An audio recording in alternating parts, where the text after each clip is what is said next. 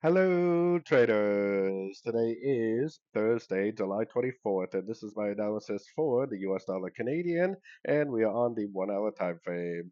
So just keep in mind that even on these short time frames, the daily time frame is down, the weekly time frame is down. We do need to continue to stay very bearish. We do have a breaker structure on the 1 hour. What does that tell me? That tells me that the last series of lower lows, lower highs is over. So we have 5 waves down right here, which is likely over.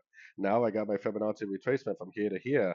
I think that this could even be like a 1, 2, and this is a 3, and we may perhaps be at a wave 4 right now. If it is a wave 4, it may go up to the 38%. It could also just end up making a lower high, and just going down. I don't really have a clue what it's going to do, but I do know that on the very high time frames, the trend is down, and because of that, we should be looking for shorts. I would be looking for 1, 2, 3 wave pullbacks, Fibonacci bounces on these sort of time frames to continue looking for sorting opportunities. So, anyways, don't forget to check out my website, fxpipcollector.com. And as always, thank you for watching and happy trading.